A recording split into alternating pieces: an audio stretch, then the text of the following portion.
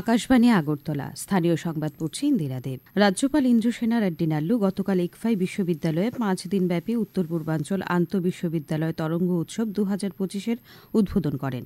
Association of Indian university ও ইকফাই বিশ্ববিদ্যালয় আয়োজিত যুব সম্প্রদায়কে নিয়ে এই উৎসবে তিনি বলেন, বিকশিত ভারত গড়ার যে স্বপ্ন প্রধানমন্ত্রী দেখেছেন তা বাস্তবায়নের লক্ষ্যে যুব সমাজকেই অগ্রণী ভূমিকা নিতে হবে। অনুষ্ঠানে স্বাগত বক্তব্য রাখেন ইকফাই বিশ্ববিদ্যালয়ের উপাচার্য ড বিপ্লব হালদার। তরঙ্গ উৎসবে দেশের বিভিন্ন প্রান্তের ২২টি বিশ্ববিদ্যালয়ের ৮০০-এরও বেশি ছাত্রছাত্রী অংশ নিয়েছে। এই উৎসব আগামী ৩১ জানুয়ারি পর্যন্ত চলবে। প্রধানমন্ত্রী নরেন্দ্র মোদী গতকাল মার্কিন রাষ্ট্রপতি ডোনাল্ড ট্রাম্পের সাথে কথা বলেছেন। দ্বিতীয়বার ক্ষমতায় আসার জন্য শ্রী মোদী তাকে অভিনন্দন জানান। সোশ্যাল মিডিয়ায় এক পোস্টে প্রধানমন্ত্রী বলেন, ভারত ও মার্কিন যুক্তরাষ্ট্র পারস্পরিক লাভজনক ও বিশ্বস্ত অংশীদারিত্বের প্রতি প্রতিশ্রুতিবদ্ধ।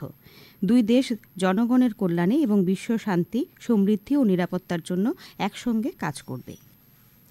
আকাশবাণী আগরতলার উদ্যোগে আন্তঃ কলেজ কুইজ প্রতিযোগিতা গতকাল শেষ হয়েছে। এদিন আগরতলার রবীন্দ্র শতবার্ষিকী ভবনে অনুষ্ঠিত শেষ দিনের অনুষ্ঠানে উপস্থিত ছিলেন অধ্যাপক অরুণোদয় সাহা, বরিষ্ঠ সাংবাদিক প্রণব সরকার, আকাশবাণী আগরতলার ভারপ্রাপ্ত কেন্দ্রীয় অধিকর্তা ভি দীনেশ কুমার, কার্যক্রম বিভাগের প্রধান জয়শ্রী দেববর্মা। অধ্যাপক অরুণোদয় সাহা রেডিওর গুরুত্ব তুলে ধরে ছাত্রছাত্রীদের রেডিওর শোনার আহ্বান জানান।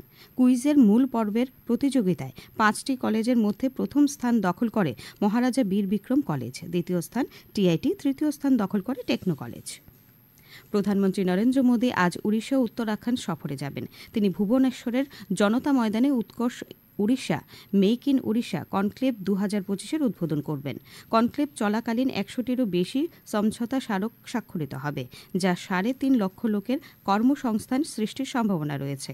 পরে প্রধানমন্ত্রী ৩৮তম জাতীয় গেমসের উদ্বোধন করতে উত্তরাখণ্ডের দেরাদুনে যাবেন। চলতি মাসে এটি হবে প্রধানমন্ত্রীর দ্বিতীয় উড়িষ্যা সফর। তিনি ৯ জানুয়ারি ভুবনেশ্বরে প্রবাসী ভারতীয় দিবস অনুষ্ঠানে যোগ দিয়েছিলেন।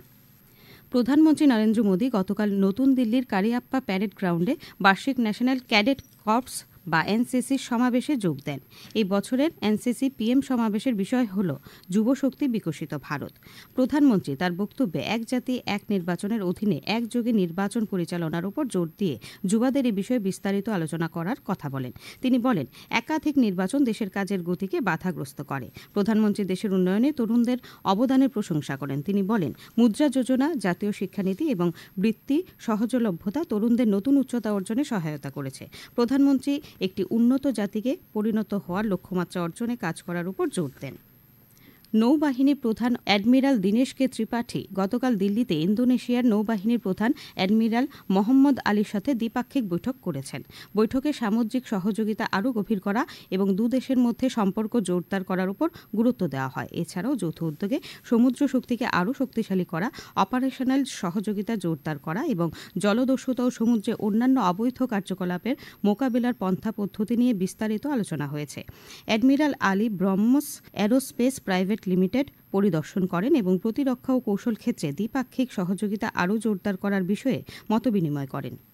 রাজধানী পিএম শ্রী কামিনী কুমার সিংহ মেমোরিয়াল বিদ্যালয়ের এনএসএস-এর বিশেষ শিবিরে গতকাল এক মেগা স্বাস্থ্য শিবিরের আয়োজন করা হয়। শিবিরের হোমিওপ্যাথি, আয়ুর্বেদিক এবং দন্ত চিকিৎসকরা এলাকার ১.৫ শতাধিক মানুষের পাশাপাশি স্কুলের ছাত্রছাত্রীদের স্বাস্থ্য পরীক্ষা করে বিনামূল্যে ওষুধ প্রদান করেন। পরে বিদ্যালয় চত্বরে বৃক্ষরোপণ করেন আমন্ত্রিত অতিথিসহ ছাত্রছাত্রীরা। বিলোনিয়ার ঈশ্বরচন্দ্র বিদ্যাসাগর কলেজের জাতীয় সেবা প্রকল্পের উদ্যোগে ও আভ্যন্তরীণ গুণমান নির্ণায়ক শাখার সহযোগিতায় হৃদরোগ এবং ইএনটি রোগ বিষয়ক সচেতনতামূলক আলোচনা সভা অনুষ্ঠিত হয়। সভায় হৃদরোগ বিশেষজ্ঞ চিকিৎসক ড টুটন দাস ও ইএনটি সার্জন ড স্বাগতা চক্রবর্তী উপস্থিত ছিলেন। আগরতলা মহিলা মোর্চার উদ্যোগে গতকাল ইন্দ্রনগর সৎসঙ্গ চৌমুহনী এলাকায় পিঠেপুলি উৎসবের আয়োজন করা হয়। এদিন স্বসহায়ক দলের মহিলারা বিভিন্ন ধরনের খাবারের স্টল নিয়ে বসেছিলেন।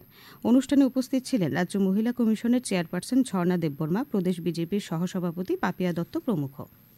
রাজ্যে যাত্রা শিল্পের বিকাশে তথ্য ও সংস্কৃতি দপ্তর উদ্যোগে আগামী ফেব্রুয়ারি মাসের দ্বিতীয় সপ্তাহে ধর্মনগরে রাজ্যভিত্তিক যাত্রা উৎসব অনুষ্ঠিত হবে। 12 দিনব্যাপী রাজ্যভিত্তিক যাত্রা উৎসবে রাজ্যের বিভিন্ন জেলার যাত্রা দল অংশ নেবে। রাজ্যের বিভিন্ন জেলার 23টি যাত্রা দল ইতিমধ্যে যাত্রা উৎসবে অংশ নেওয়ার জন্য তাদের যাত্রার পাণ্ডুলিপি তথ্য ও সংস্কৃতি দপ্তরে জমা দিয়েছে। লাদাখে গতকাল খেলো ইন্ডিয়া শীতকালীন ক্রীড়া 2025-এর সমাপ্তি হয়। খেলো ইন্ডিয়ার দ্বিতীয় পর্ব আগামী ফেব্রুয়ারি মাসের 22 তারিখ থেকে 25 তারিখ পর্যন্ত জম্মু ও কাশ্মীরে অনুষ্ঠিত হবে। এখন আবহাওয়ার খবর।